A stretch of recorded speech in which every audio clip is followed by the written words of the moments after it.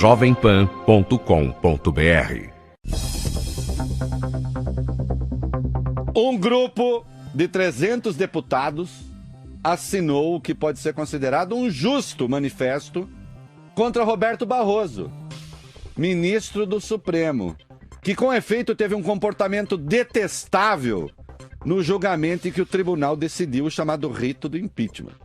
Olha aqui, se alguém acha que nesse programa aqui a gente só bate em deputado e senador porque bater em política é fácil, só no presidente da República, porque não sei.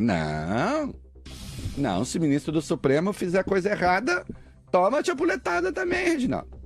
É? E se ele quiser vir aqui para ler comigo um texto, leremos juntinhos, com a devida prudência.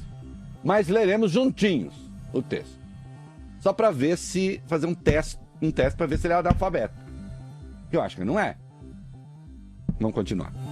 O texto foi protocolado, o texto contra o Roberto Barroso, foi protocolado na Procuradoria da Câmara e será enviado também ao Senado e ao Supremo. Os parlamentares pretendem reforçar politicamente os embargos de declaração encaminhados pela presidência da Câmara, em que na prática se contestam decisões tomadas naquele dia. Então o Supremo tomou uma decisão sobre o rito do impeachment, a presidência da Câmara entrou com embargo de declaração. O que é embargo de declaração, meu querido ouvinte? Nós estamos aqui para esclarecer as coisas, não só a etimologia. O embargo de declaração é quando você entra com um pedido de esclarecimento sobre a decisão. Você entra com um pedido para que o Supremo diga qual é o alcance daquela decisão, porque se considera que o acordo está obscuro. Quer dizer, isso que vocês decidiram está obscuro. O embargo de declaração pode mudar uma votação? Em tese, não é uma revotação. Se não obstante, no embargo de declaração e no debate do embargo de declaração, se constatar algum erro formal, aí sim, você não vai referendar uma decisão errada, tecnicamente errada, e me parece que é o caso, porque eu acho que o Barroso, com a ajuda do Zavascki, deu um truque no regimento da Câmara e nos outros ministros. Vamos ver? Considero o comportamento, o temperamento e as teses, mas antes eu quero fazer uma avaliação geral sobre ele. Eu considero o comportamento, o temperamento e as teses de Barroso o que de pior pode acontecer à Corte Suprema de um país. Eu escrevi isso no meu blog já quando ele foi indicado.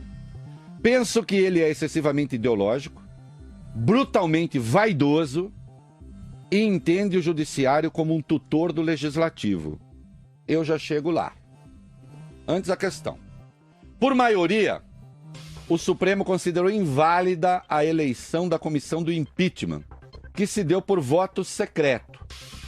Então o ouvinte deve se lembrar que a Câmara votou secretamente uma comissão do impeachment, certo? Havia duas, uma de membros indicados pelos líderes e outra que se chama comissão avulsa, uma comissão alternativa. E aí, por voto secreto, se escolheu a comissão alternativa, uma comissão contrária ao governo. Aquela primeira comissão era favorável ao governo. E quem abriu a divergência? Contrariando o voto de Edson Fachin. Porque Edson Fachin foi o relator, disse, pode fazer, tudo bem, normal. Mas o Roberto Barroso, que foi o segundo a votar, abriu a divergência. Justamente ele. Ele alegou, Reginaldo, que o inciso 3º do artigo 188 do regimento interno da Câmara não prevê voto secreto nesse caso, para formar uma comissão do impeachment. Ocorre, Reginaldo, que isso é mentira. É mentira. Lá está escrito literalmente que a eleição por escrutínio secreto se fará nesses casos, preste atenção, para a eleição do presidente e demais membros da mesa diretora, do presidente e vice-presidente das comissões permanentes e temporárias, dos membros da Câmara que irão compor a comissão representativa do Congresso Nacional e dos 2 cidadãos que irão integrar o Conselho da República e nas demais eleições. Preste atenção nessa expressão. E nas demais eleições. Demais eleições compreende, portanto, a eleição da comissão do impeachment. Eis aí. A expressão demais eleições compreende, portanto, o impeachment. Barroso, no dia do julgamento, fez o que não se faz. justificou a sua tese lendo tal dispositivo que eu acabei de ler, mas acreditem, não o fez até o fim e omitiu a expressão demais eleições. Há um vídeo que evidencia essa leitura fraudulenta que ele fez. O vídeo está lá no meu blog. Ele começa a ler, quando ele vê... Eu até acho que inicialmente talvez ele tenha lido errado. Eu não sei que edição ele tem do regimento, provavelmente saltou para outra página. A hora que ele viu que ele ia se danar, ele parou de ler. Ô Reginaldo, eu fui professor durante muito tempo, sabia? Ah, sabia, já contei, né? E fui professor justamente de texto. De texto eu entendo um pouquinho. Eu ouso inferir que Barroso sabia que o regimento dizia o contrário do que ele afirmava, aquela hora ali, pelo menos. Por isso, há 2 momentos, vejam lá no vídeo, quase fração de segundos, em que ele se entrega. Um primeiro de hesitação. O segundo leva à interrupção abrupta da leitura. Ele interrompe a leitura. A leitura tem uma melodia. Toda leitura tem uma melodia. Nós que trabalhamos em rádio sabemos disso. Especialmente quem é locutor. A leitura tem uma melodia. Então eu estou lendo o texto e digo assim: em que vai dar esse manifesto de protesto? Não sei, o caso é gravíssimo. Certo? E há motivos para isto? E paro. Aí você pergunta o quê? Isto o quê? A leitura tem uma melodia. E você nota pela melodia da leitura dele que ele interrompeu. Parou no meio. Se você fosse fazer a curva sonora, você percebe que a frase não terminava ali. Certo, querido ouvinte? Porque todo conteúdo, ele tem uma estrutura, né? Você não faz interrogação como quem afirma. O conteúdo literal de "você quer tomar sorvete" é igual a "você quer tomar sorvete?" Que é igual a "você quer tomar sorvete". Então, você quer tomar sorvete, ponto final. Você quer tomar sorvete? Interrogação. Você quer tomar sorvete? Exclamação. Essa é a estrutura sonora. Não é o conteúdo só das palavras, de cada palavra no dicionário. E qualquer especialista em linguagem saca que o Barroso, naquele momento, interrompeu a leitura. Ei, Barrosão, que é isso, fio? Direito também precisa passar um pouco pela gramática, pela música. Atenção, o ministro do Supremo faz uma leitura de um diploma legal que frauda a verdade. E essa fraude nem se dá em razão de algum salto interpretativo. E não consta que Barroso seja analfabeto. Bem, é dispensável destacar que a leitura fraudulenta acabou contando, veja um vídeo, com a colaboração de Teori Zavascki. Que o Teori Zavascki inicialmente o contesta, depois concorda com ele. E os dois lendo. Em que vai dar esse manifesto de protesto, Reginaldo? Não sei. O caso é gravíssimo. O certo, e há motivos para isso, seria apresentar uma denúncia ao Senado, que é quem julga ministros do Supremo, por crime de responsabilidade, com vista a seu impeachment. Sim, querido ouvinte, existe impeachment para ministros do Supremo. Se o ministro do Tribunal Maior faz uma leitura deliberadamente enviesada de um regimento e contribui para uma decisão que contraria a vontade manifesta da maioria da Câmara, que remédio se deve aplicar a ele? Como informa o site do Senado, o processo de impeachment de um ministro do STF tem várias etapas e é bastante longo.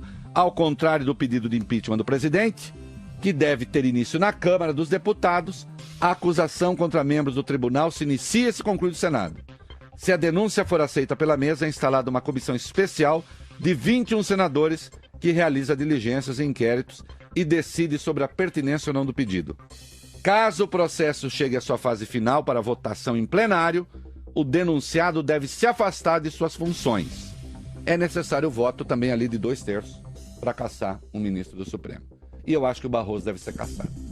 Ah, mas é uma coisa pequena. Pequena? Qual é a função de um ministro do Supremo? Não é interpretar a lei? Naquilo em que ela não for clara e explícita? Quando o Barroso foi indicado para o cargo, eu vou voltar a ele, viu, Reginaldo? Eu vou voltar a ele. Ele já andou comentando que eu gosto de pegar no pé dele. São só 11 no Supremo, por que não pegar no pé, né? Quando o Barroso foi indicado para o cargo, eu resolvi ler um livro seu. Ô, ouvinte, quem tá vendo pela internet, olha a minha cara. Eu tenho cara de coxinha, eu sei. Né? E agora eu tô mais magro. Imagina quando era meio gordinho. Coxinha, gordinho. Ruim de bola. Faz o quê, Reginaldo? Já disse aqui. Lê. Gordinho, ruim de bola, míope. Se quer pegar alguém, tem que, no mínimo, ser inteligente. Né? Senão fica ruim.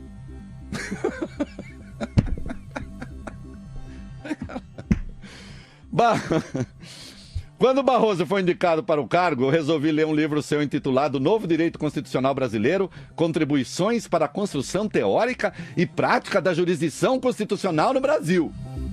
E ele sabe que eu li, que eu esculhambei legal o livro dele. Na prática, o doutor defende que o Supremo, quando necessário, atue com poder legislativo. É um assombro. Há outras barbaridades lá que lembrarei em outros comentários. Barroso foi o grande propagandista no Supremo da tese da proibição da doação de empresas privadas a campanhas políticas. Outra tese, veja a coincidência, que interessava ao PT.